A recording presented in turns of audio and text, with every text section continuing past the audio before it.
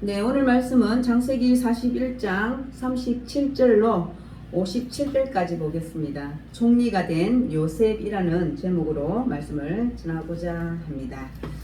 네, 오늘 이야기는요, 요셉이 바로의 꿈을 해석하고 총리가 되어서 이집트 땅을 다스리는 내용이에요. 우리 이제 제가 지난 주도 그렇고 그 마지막 이제 6월 마지막 주도 그렇고 오후 예배를 이제 못 드려서 좀 시간이 좀 지났더라고요. 그래서 잠깐 41장을 정리를 할게요. 어떻게 우리가 이제 알지만 요셉이 어떻게 총리가 되었는지를 우리가 알지만 한번 41장에 들어와서 다시 한번 정리를 하겠습니다. 요셉이요, 바로의 꿈을 해석해요. 해석함에 있어서 바로 총리가 오늘 되는 과정이거든요. 41장 1절에 보면 만 2년 후에 바로가 꿈을 꾼적 자기가 나일 강가에 서 있다라고 얘기해요. 만 2년 후라라고 하거든요. 이 만 2년 후가 언제일까요? 만 2년 후는 바로 그 보디발 집에 그 아내의 유혹을 떨치고 어쨌든 나가는 그런 상황이었어요. 그래서 아내가 이제 말하죠. 보디발에게 이랬다. 요셉이 날 이렇게 강간하려고 했다. 그렇게 어떤 누명을 뒤집어 쓰고 지금 감옥에 있었어요. 감옥에 있은 직후 한 2년이 지났다라고 해요. 2년 후에 바로가 꿈을 꾼 거예요. 어떤 꿈을 꿨어요? 보니 아름답고 살찐 7 암소가 강가에서 올라와서 갈밭을 뜯어먹는 꿈을 꾸었어요. 근데 바로 또 그 뒤에 흉하고 파리한 다른 7 암소가 나일 강가에 올라왔다라고 해요. 그리고 살찌고 튼튼한 암소도 꾸었고, 그리고 아주 말란 파리한 그런 암소 7 암소 꿈도 꾸었다라는 거예요. 그런데 그 뒤에 흉하고 파리한 소가 어때요? 뚱뚱한 살찐 소를 잡아먹은 거예요. 그리고 잠깐 또 깨었다가 잠이 들어요. 또 꿈을 꾼 거예요. 또 꿈을 꾸는데 이상한 꿈을 또 꾼 거예요. 어떤 꿈을? 무성하고 충실한 7 이삭이 나는 꿈을 꾸었어요. 좋은 꿈이죠. 근데 또 바로 그 뒤에 가늘고 동풍이 마른 또 7 이삭이 나오는 꿈을 바로 또 꾸은 거예요. 그런데 그 가는 7 이삭이 어때요? 무성하고 충성한 7 이삭을 또 삼키는 꿈을 꾼 거예요. 여러분, 이런 꿈을 꾸었어요. 한밤에 이런 꿈을 꾸었단 말이에요. 한 2가지 정도 꿈을 꾸었죠. 그죠? 어떨까요? 네, 바로는 바로 이게 이상한 꿈이다 라는 걸 직감했다는 거예요.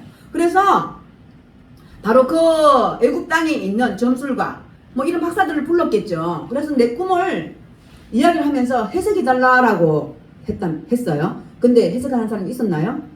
없었어요. 왜? 하나님의 꿈은요, 하나님을 믿는 사람들이 해석해야 되는 거예요.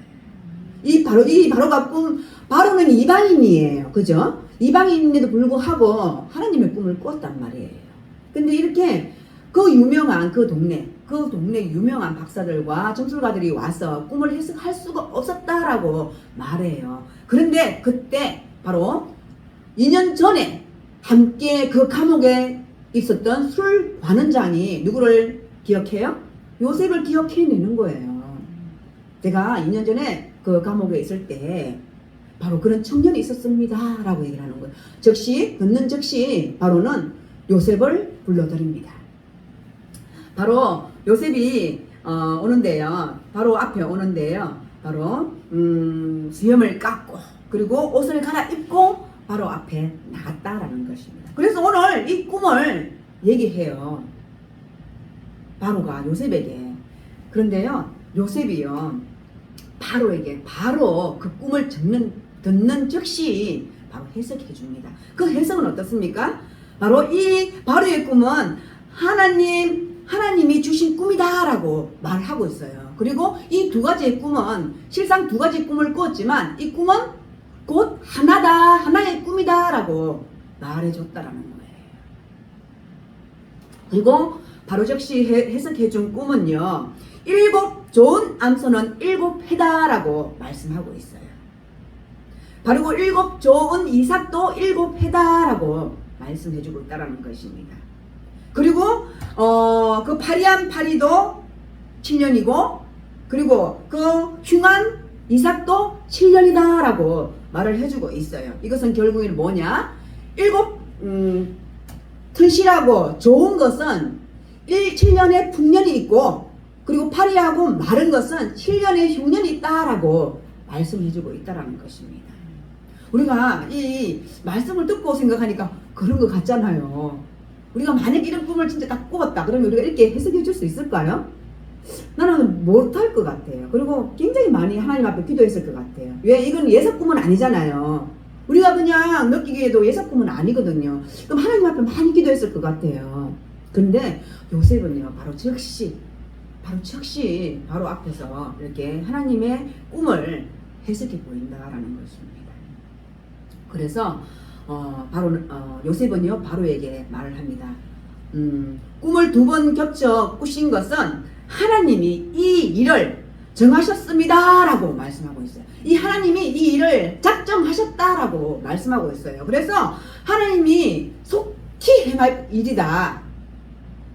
속히 행할 일이니까 바로 왕께서 이제 하실 일이 있다라고 얘기하는 거예요. 그 하실 일이 뭘까요? 바로 명철하고 지혜 있는 사람을 택하여 애굽 땅을 다스리게 해라라고 말하고 있다라는 거예요. 이 말씀까지 지난 시간에 얘기했어요. 그래서 오늘 말씀을 통해서 보면요, 요셉의 해석에 대해서 바로가 바로 즉시 또 대응하는 그런 말씀이다라는 것입니다. 한번 37절 볼게요. 37절, 38절 볼게요. 바로와 그의 모든 신하가 이 일을 좋게 여긴지라. 네, 바로 좋게 여겼대요. 그리고 38절은요. 바로가 그의 신하들에게 이르되 이와 같이 하나님의 영에 감동된 사람을 우리가 어찌 찾을 수 있으리요 하고 이렇게 말하고 37절, 38절 말씀이에요. 바로는 신하들과 함께 요셉의 꿈 해석을 만족했다라는, 들어보니 그런 것 같다가는 그렇구나 라고 생각하는 거예요. 그래서 하나님의 신이 감동한 사람을 우리가 어찌 얻을 수 있으리요 라고 말씀하고 있다는 것입니다. 바로 꿈의 해석이요, 누구로부터? 하나님으로부터 온다는 요셉의 말을 인정하는 것이에요. 이방인이지만 왕이지만 믿었다라는 거예요. 그렇지 않을까요? 내가 왕이고 그렇게 얘기를 했어. 뭐 아직 닥쳐 올 일도 아니라. 그런데 그것을 믿었다라는 거예요. 왜? 바로 이것이 하나님으로부터 온다는 요셉의 말을 인정했다라는 거예요. 이건 엄청난 큰 거예요. 사실 우리는요, 믿는다 하면서도 제 자신을 보면 그래요. 믿는다 하면서도 그럴까? 하나님 정말 그래요? 그렇게 반문할 때가 있다는 거예요. 그런데 이방인임에도 불구하고 바로 이것이, 이 꿈의 해석이 하나님으로부터 온다는 요셉의 말을 인정하는 것은 정말 훌륭한 것입니다. 바로 놀랍게도 한 사람도 반대하지 않았어요. 오늘 말씀을 통해서 보면요, 모든 사람이 이 말을 듣고 순식간에 하나님의 해석이다 라고 공감했다라는 것입니다. 요셉이 제안한 대로 정말 명석한 관리를 뽑아서 앞으로 일어날 재앙과 흉년을 대비할 수만 있다면 이것보다 더 좋은 메시지가 없다라고 생각했을 것입니다. 왜? 7년 풍년 동안 잘 대비하면 7년 흉년을 극복할 수 있다라는 사실이 왕과 신하들에게 희망과 꿈을, 위로를 주었기 때문입니다. 그래서 바로는요, 요셉에 관하여 이 사람은 하나님의 영이 감동된 사람이다 라고 말합니다. 하나님의 영이 그 사람에게 충만하다라는 것이에요. 일반적으로 세상 사람들은요, 세상의 영으로 가득 차 있어요. 세상의 영을 다른 말로 말하면 바로 인간적인 영을 말하고 있어요. 우리 사람들에게. 우리 그런 거 있어요. 우리도 있어요. 믿는 사람이라 할지라도 있어요. 바로 이것은 세상적인 영이다라는 거예요. 이게 더 심해지면요, 사탄에 사로잡혀 사는 영이 될 수도 있다라는 것입니다. 그런데요, 로마서 8장 5, 6절에 보면요, 이렇게 말합니다. 육신을 쫓는 자는 육신의 일을, 영을 쫓는 자는 영의 일을 생각하나니 육신의 생각은 사망이요 영의 생각은 생명과 평안이니라 라고 말하고 있습니다. 그래서 우리는요, 육신을 가지고 있지만 바로 영을 쫓아가는 사람이다 라는 거예요. 그래서 우리는 날마다 우리 안에 생명과 평안이 있다라고 생각하시면 됩니다. 바로 아무리 똑똑하고 유능하고 유명할지라도 그 사람이 세상적인, 그러니까 세상적으로만 생각하고 그런 경험으로만 가득 차 있다면 그 사람은 결국에는요, 사망이에요. 그런데 우리는 하나님의 생각으로 가득 차 있는 사람들이에요.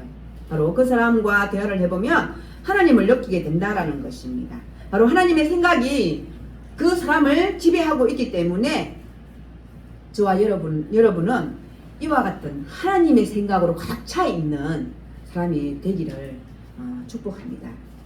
바로 어릴 때부터 요셉은요, 하나님이 주시는 생각과 꿈을 가지고 있었어요. 왜? 우리가 지금 성경을 통해서 보면 그렇잖아요. 바로 이런 어릴 때부터 이렇게 습관이라고 그러면 너무 웃기지만 어릴 때부터 하나님과 동행했기 때문에 바로의 꿈을 해석할 수 있다라고 저는 생각합니다. 요셉은요, 어릴 때 어머니를 일친 여인이었어요. 그리고 아버지와 이복 형제들 틈에서 자라났습니다. 그런데 신기하고 놀랍게도 요셉은요, 하나님이 좋았어. 하나님을 생각했고, 그리고 하나님 꿈을 꾸었다라는 거예요. 그리고 하나님과 함께 동행하는 삶을 살았다라는 것입니다. 요셉은요, 하나님과의 그 관계가요, 굉장히 긴밀했음을 볼 수 있어요. 왜? 어떤 일을 만나든지, 그러니까 내가 감옥에 있든지, 내가 어느 곳에 있든지 간에 바로 하나님과 연관지어서 생각하는 그 버릇이 아마 생겼을 것입니다. 바로 이것이요, 요셉이 받는 복이라고 생각합니다. 우리가 지금 이렇게 교회 나왔어요. 여러분, 이렇게 교회 나오는 것만으로도 우리는 복이라는 거예요. 그쵸? 오늘 아침에 우리 장례희 권사님 오시는데 너무 힘들다라고 얘기를 하시더라고요. 그러면서 또 자녀분이 미국에 있는 그 자녀분이 또 주무시지도 않고 엄마가 또 걱정에 전화를 하신 거예요. 이 더운 날씨에 그 먼 거리까지 그 교회를 자식 입장에서는 걱정되니까 할 수 있어요. 그죠? 그럴 수 있다라고 생각합니다. 그렇지만 우리 장례희 권사님 또 이게 교회 나오는 것만으로도 복이다라고 생각하셨기 때문에 이렇게 나오신 줄 믿습니다. 제가 아까 그랬어요. 우리 믿음 없이는요, 뭘로 하나님을 기쁘시게 할 거예요? 돈으로요? 아니 뭘로 기쁘게 하실 수 있으세요? 없어요. 믿음으로만 하나님을 기쁘시게 할 수 있어요. 그죠? 바로 그 믿음이 하나님을 우리가 바라보고 하나님 앞으로 나갈 수 있다는 거예요. 그렇습니다. 우리 장례희 권사님께서도 그 믿음으로 이 성전을 찾아 나오고 또 하나님 앞에 나온 줄 믿습니다. 바로 이것이 교회에 나올 수 있는 것만으로도 바로 복이다라는 거예요. 저도 그랬어요. 어릴 때부터 이제 자녀들을 막 교회 나오라고 막 얘기를 하잖아요. 근데 어릴 때 우리 자녀들 보면 어때요? 잘 안 나오려고 그래요. 왜? 일찍 일어나야 되고 하루 쉬는 건데, 우리 예전에는 토요일까지 학교를 갔잖아요. 주일날 좀 늦게 자고 싶은데 아이들이 깨우면 일어나나요? 잘 안 일어나죠. 그죠? 그런데도 억지로 우리 부모님들은 아이들을 깨워서 교회에 갖다 앉혀놓는다라는 거예요. 그것은요, 좀 일어날 때만 좀 힘들지만 그래도 교회 와 있으면 어때요? 하나님 말씀을 그냥 듣지 않는 것처럼 보이지만 아이들은 어느새 보면 하나님 말씀 먹고 성장한다니까요. 이후에 어른이 돼서 성장해서 청년이 되고 어른이 돼서 뭐 다른 길로 가는 것처럼 보일 수 있지만 어때요? 아니에요. 그 마음에는요, 항상 그 중심에는 하나님이 있다라는 것을 우리가 생각하면 된다라는 거예요. 그래서 우리 눈으로 보는 것 같고 우리 생각으로 정죄하고 판단하고 그러면 안 된다라는 거예요. 그래서 어릴 때 그 믿음이요, 어릴 때 교회에 나와서 그렇게 예배드리고 하는 그 믿음이요, 얼마나 중요한지 몰라요.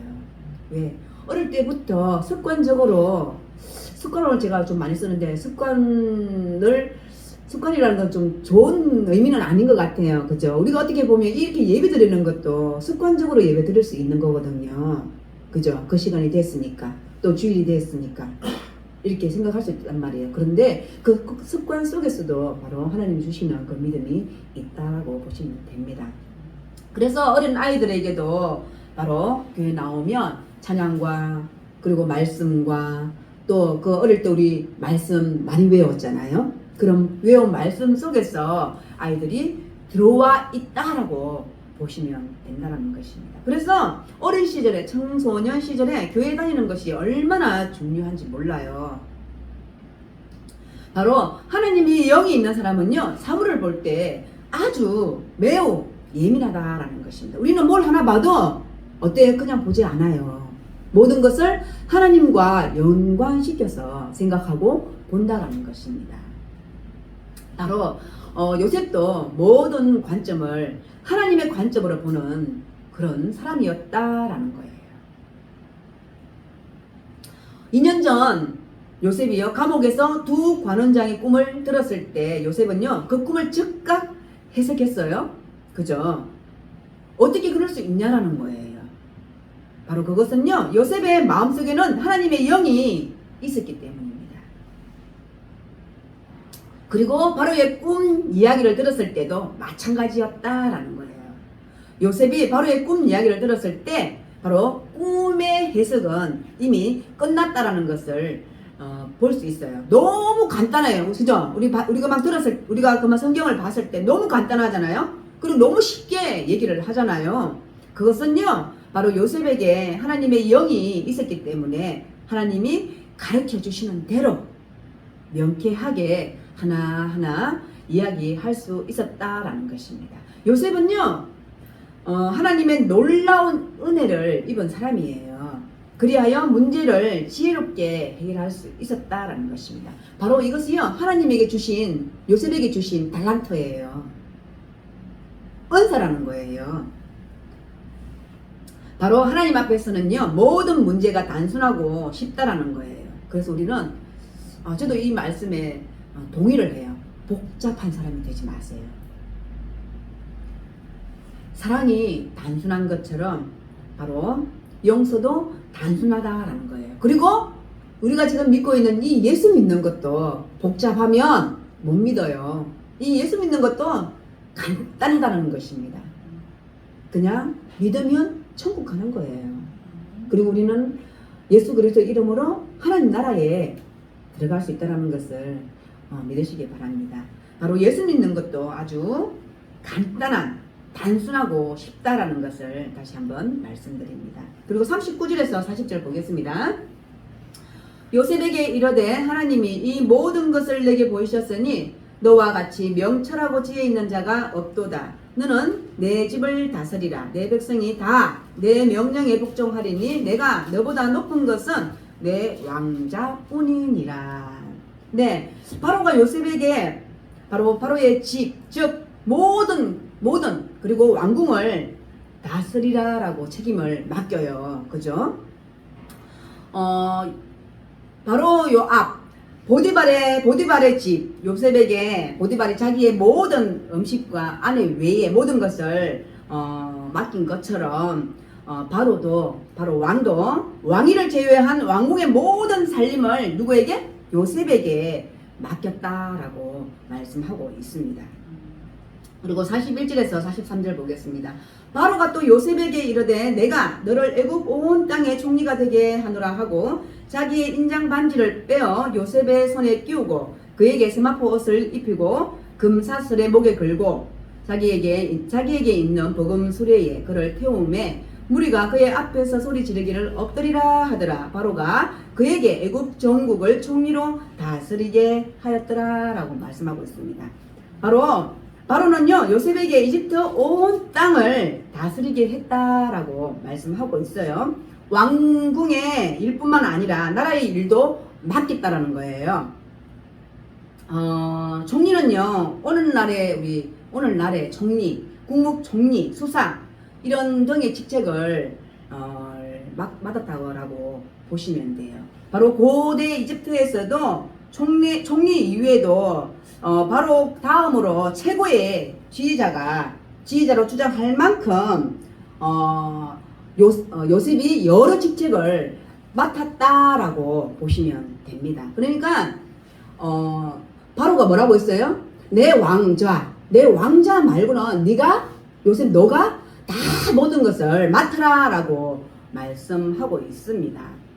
바로 총관리 감독하는 바로 총리직을 요셉에게 부여했다라고 보시면 돼요. 그리고 이를 위하여 바로는 임명 예식을 거행하고 그에게 인장 반지와 세마포 옷을 그리고 금목걸이를 주었다라고 말씀하고 있습니다.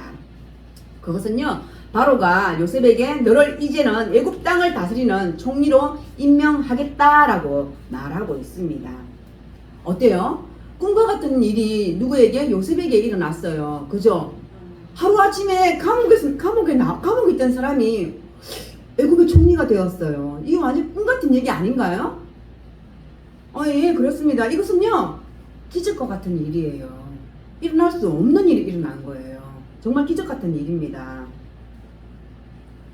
생각해 보세요. 바로는요, 애굽의 왕이에요. 그리고 요셉은요, 히브리 사람으로 노예다라는 거예요. 예, 하나님이, 그래서 저는 이 말씀을 참 좋아해요. 하나님이 하시면 모든 일이 이루어진다는 거예요. 가능하다는 거예요. 하나님이 하시면 됩니다라는 거예요. 그래서 저는 이 말 참 좋아하거든요. 하나님이 하시면 됩니다. 네, 그렇습니다. 어떻게 히브리 사람으로 노예인 요셉이 애굽의 총리가 되었다라는 거예요. 이때 나이가 30대다라는 거예요. 30대 청년이었다라는 거예요. 그리고 어제까지는 감옥에 있던 사람이에요. 이런 사람을요, 애굽 왕이 총리로 임명한다는 것은 보통 일이 아니다라는 거예요. 왕이 요셉의 손에 반지를 끼우고 세마포 옷을 입히고 그리고 금 사슬을 목에 걸어 주었다라는 거예요. 그리고 버금 수레에 태웠다라는 것입니다. 그리고 그 무리가요, 우리 상상 한번 해보세요. 그 무리가 어때요? 다 엎드렸다는 거예요. 그 앞에 엎드렸다라고 보시면 돼요. 그 무리가. 이것이 가능한 일이 아니에요. 정말 이것이 가능한 일이에요. 우리가 성경을 보면서도 너무 놀랍지 않나요? 저는 성경을 보면서요, 너무 놀랍기도 하지만 너무 재밌더라고요. 그렇습니다. 이러한 일은요, 가능한 일이 아니에요. 그러나 사실이에요. 성경 속에 말씀하신 이 말씀이 사실이에요. 그래서 저는요, 이 말씀을 보면서 너무 흥분되더라고요. 너무 흥분됐어요. 그래서 좌절하지 마세요, 여러분. 실망하지 마세요. 우리는 하나님 말씀을 통해서요, 꿈과 비전을 가져야 돼요. 이 노예에 있던 사람이에요. 감옥에 있던 사람이에요. 어떻게 할 수 없었어요, 요셉은요.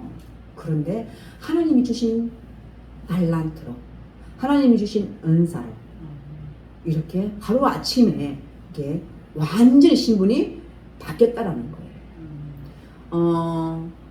하나님은요, 우리 각자에게 달란트 다 주셨어요. 여러분 다 달란트 있으시죠? 나는 뭔지 잘 모르겠어요, 이렇게 생각하시는 분도 있는데 다 주셨어요. 하나님이 다 각자에게 주신 달란트가 있다는 것입니다. 그것을 하나님 앞에 잘 정말 사용하는 그런 저와 여러분들이 되기를 원해요. 바로 이런 기적과 같은 일이요, 우리에게도 이미 일어났다라는 거예요. 어떻게 일어났어요? 아직 안 일어났는데요, 이렇게 말씀 속으로 생각하시는 분도 있을 수 있어요. 근데요, 우리에게도 이런 기적 같은 일이 일어났어요. 어떻게요? 예수 그리스도께서 십자가에 죽으심으로 나 같은 죄인, 정말 나 같은 죄인이 하나님의 은혜를 입었다라는 거예요. 바로 그리스도를 믿고 영광스러운 하나님의 자녀가 되었고, 그리고 하늘의 유산을 받고 영광의 멸류관을 쓰게 되었다라는 거예요. 바로 이것이 우리 하나님 주신 은혜예요.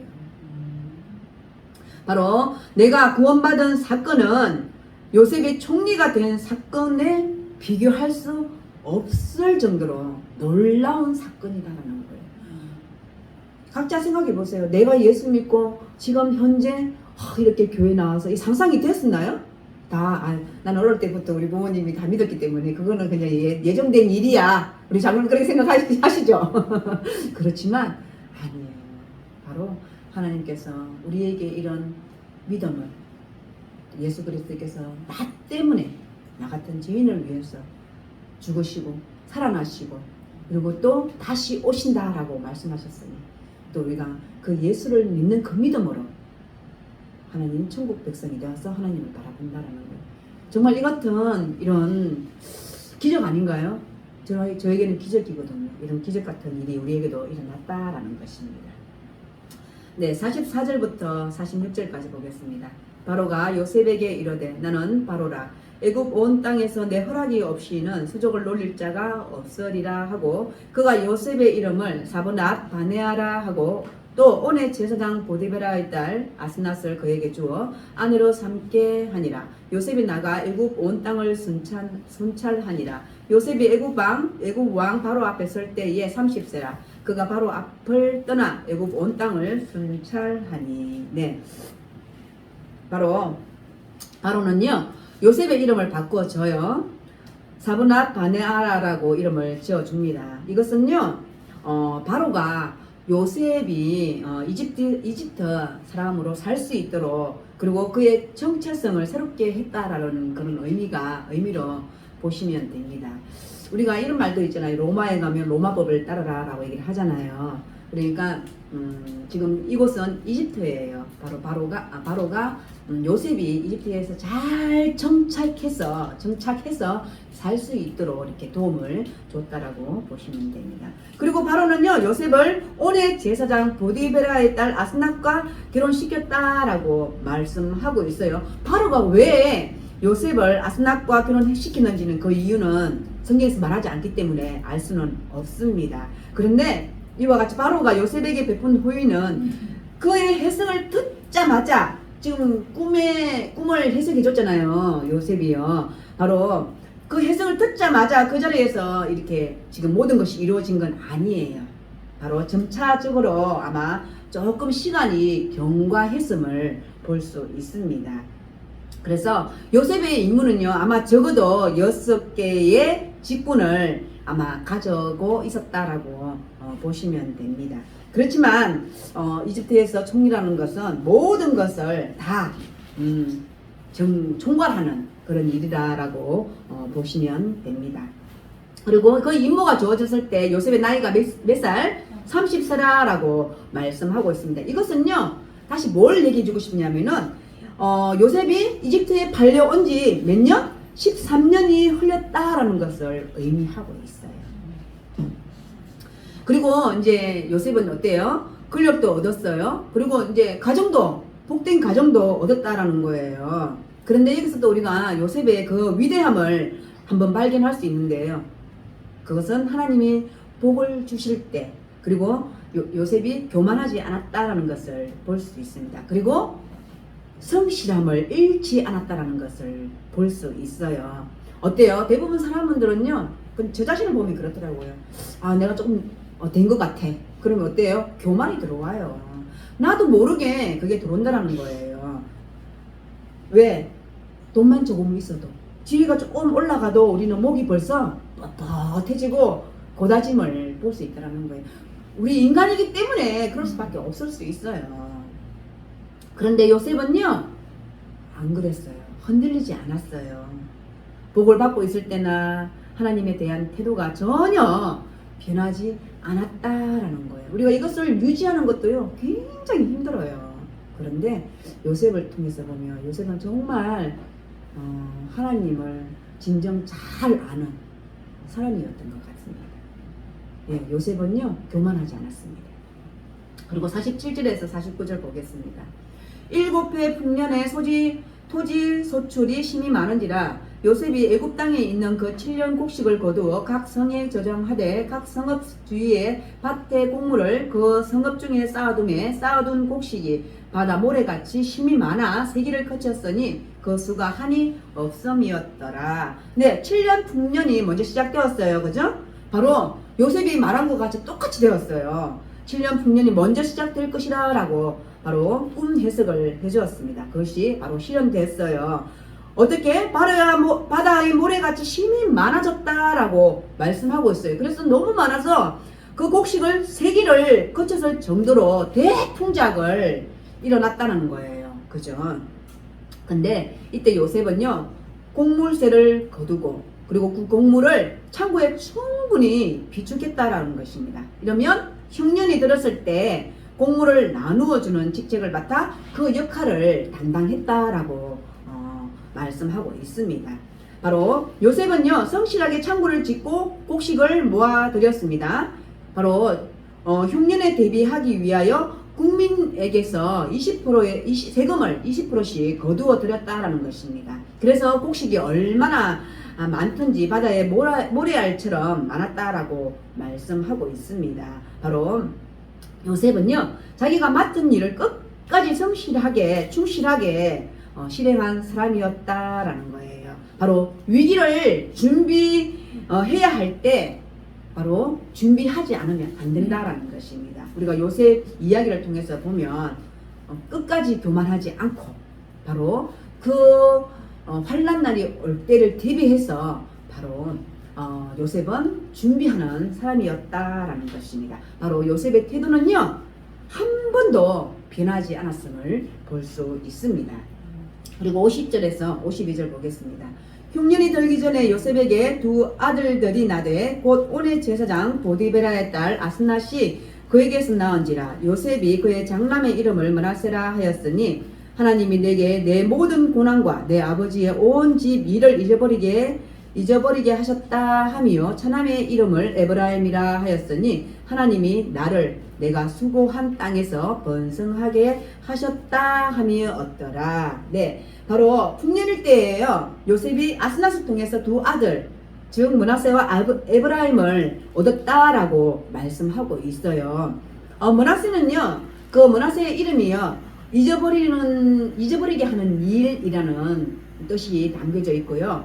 에브라임은요, 에브라임 그 뜻은 풍요의 땅, 그런 의미가 있다라고 합니다. 그래서 므낫세와 에브라임은 하나님이 요셉과 함께 하시고 그에게 복을 주셨음을 감사하는 요셉의 신앙을 하나님한테 표현했다라고 보시면 돼요.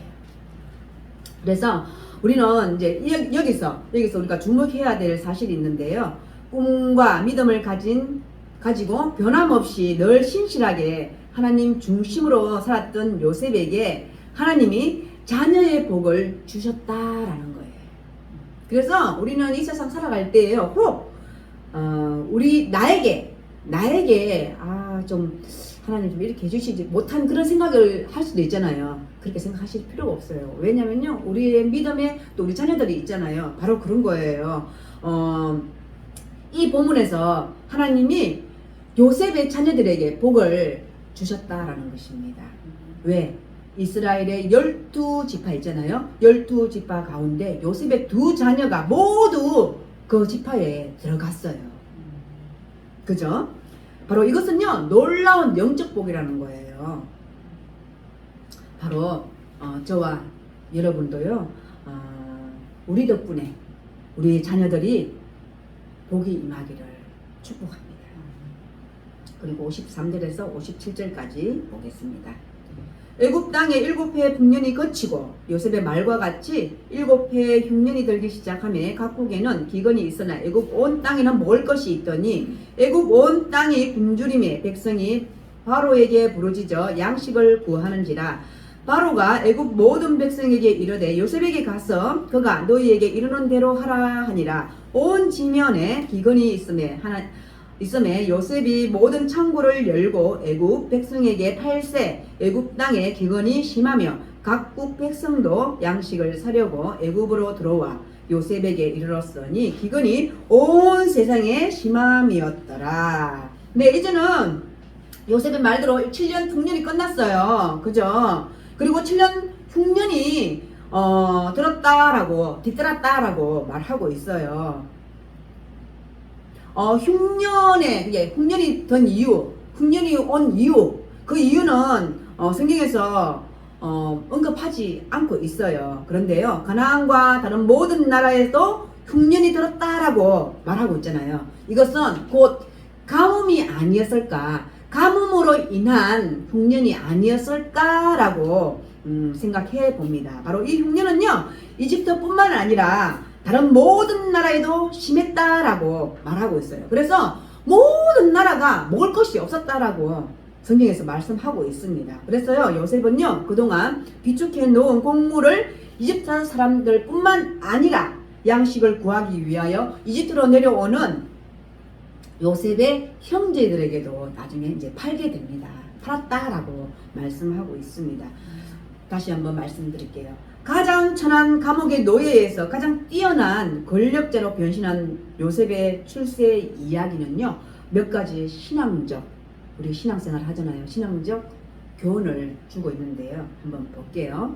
첫 번째로요, 요셉의 신앙은요, 바로 요셉이 자신의 꿈, 해석의 능력이 자신에게 속한 그 특별한 지능이 아니라 바로 하나님의 계시라라고 생각했다라는 것입니다.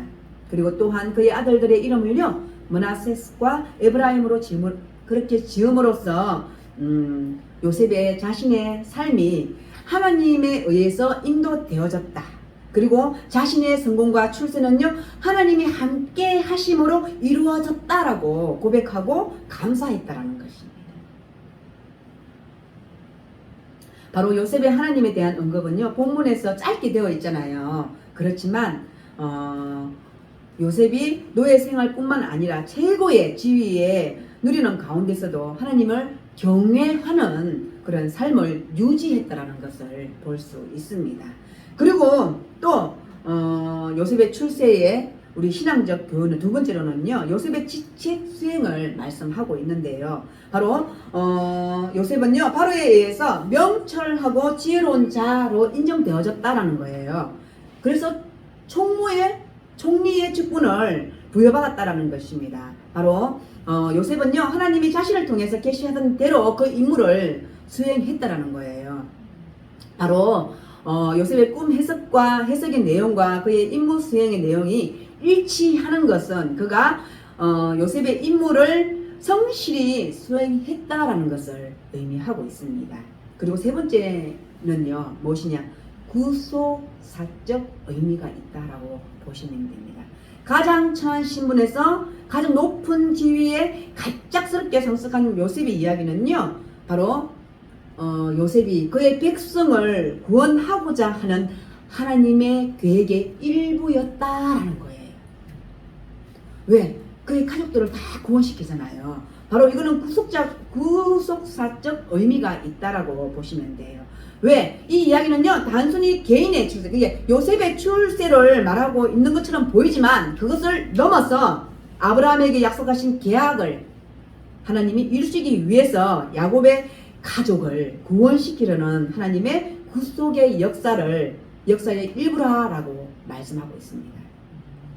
바로 이것은요, 굉장히 중요한 이야기예요. 예수님이 오셔서 우리 모든 인류 다 구원하셨잖아요. 특히 예수 믿는 자를 다 우리 영적인 것을 말하잖아요. 다 구원하셨잖아요. 그렇지만 예수님이 오심으로써 우리 안 믿는 사람들도 우리와 똑같은 것을 누리고 살잖아요. 보이지 않는 공기, 이런 산소, 이런 거 다 누리고 살잖아요. 그죠? 그런데 이 요셉은요, 이 일을 통해서 오늘 이 본문을 통해서 보면 바로 하나님의 구속사적 계획이 있었다라는 거예요. 바로 야곱의 모든 식구를 구원시키기 위해서 요셉을 하나님께서 먼저 이렇게 부르셨다라는 거예요. 애굽으로. 그래서 그런 의미가 있다라는 것을 볼 수 있습니다. 그리고 네 번째로는요, 기독론적인 의미가 있다라는 거예요. 가장 낮은 곳에서 가장 높은 곳으로 상승한 요셉은요, 요셉의 삶은요, 십자가 사건과 부활 사건을 통해서 나타나신 예수 그리스도를 보시면 돼요. 예수님도요, 낮은 데부터 오셨어요. 낮음으로써 오셨다라는 거예요.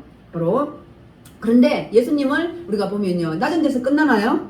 아니에요. 바로 요셉이 바로에 의해서 가장 높아진 것처럼 죽음에 있던 예수 그리스도께서도 부활을 통해서 가장 높은 곳으로 올라가셨다라는 것입니다.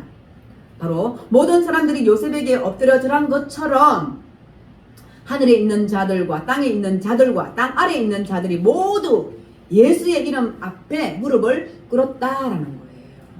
바로 이러한 요셉 요셉과 예수 그리스도의 낮아짐과 높아짐은요, 겸손한 그리스도인들, 우리들의 삶에서 경험할 수 있는 삶의 모범이다라는 거예요. 그래서 우리도 예수님과 같이는 못 돼요. 예수님과 같이 될 수 없어요, 절대. 그런데 우리가 예수님처럼, 예수님을 정말 우리가 너의 롤 모델은 누구냐? 그러면 예수님이죠.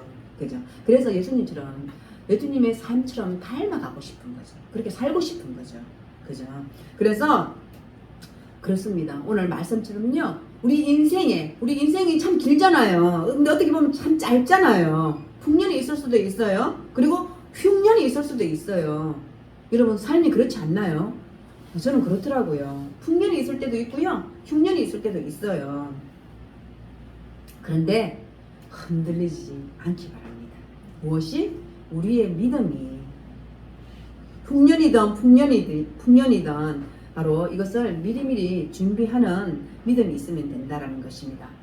살아도 주를 위하여, 가난해도 부유해도 주를 위하여, 그리고 건강해도 병들어도 주를 위하여 사는 그 믿음이 가장 성공한 믿음이다라는 거예요.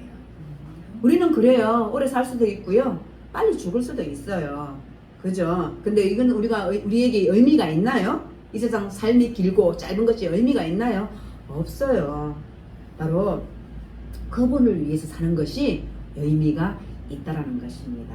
바로 요셉이요, 30세 나이에 바로 성숙한 사람이 된 비결은요, 오직 하나다라는 거예요. 바로 그것은요, 하나님과 동행한 삶이다라는 거예요. 어릴 때부터 하나님과 함께 살았고, 하나님의 꿈을 가졌고, 그리고 하나님에 대한 믿음을 가졌기 때문에 아름답고 복된 인생을 살 수 있었다라는 것입니다. 하나님이 저와 또 그리고 우리 자녀, 또 우리 국민에게 바로 그런 요셉과 같은 그런 믿음을 주시기를 원합니다. 바로 요셉의 하나님으로 끝나는 게 아니에요. 지금 말씀을 듣는 바로 우리의 하나님이시다라는 거예요. 그래서 하나님은 우리의 기도를 들어주시고, 또 우리 기도를 통해서 우리에게 꿈도 주시고, 또 우리를 아름답고 복된 사람으로 만들어 주신다라는 것입니다. 여러분, 그것을 믿으시죠? 네, 우리는 애굽은요, 요셉 덕분에 구원을 받았어요. 그죠? 우리 덕분에, 나 덕분에, 여러분 덕분에 바로 우리의 가정이 구원을 받고, 우리의 자녀들과 또 우리 대한민국이 복을 받는 그런 놀라운 일이 일어나기를 원합니다. 기도하시겠습니다. 하나님, 참으로 감사합니다. 네, 그렇습니다. 요셉의 하나님이 우리의 하나님이십니다. 하나님, 우리가 믿는 그 하나님을 신뢰하고, 또 오로지 주 예수 그리스도의 이름으로 우리가 다시 일어나며, 또 우리 대한민국을 위하여서, 또 우리 가정을 위하여서, 우리 자녀를 위하여서 기도하는 우리들이 될 수 있도록 주님 인도하옵시고 축복하여 주시옵소서. 우리를 통하여서 모든 나라가 예수 그리스도의 이름을 전파할 수 있는 우리들이 될 수 있도록 주님 인도하시고 축복하여 주시옵소서. 감사합니다. 예수님의 이름으로 기도드립니다. 아멘.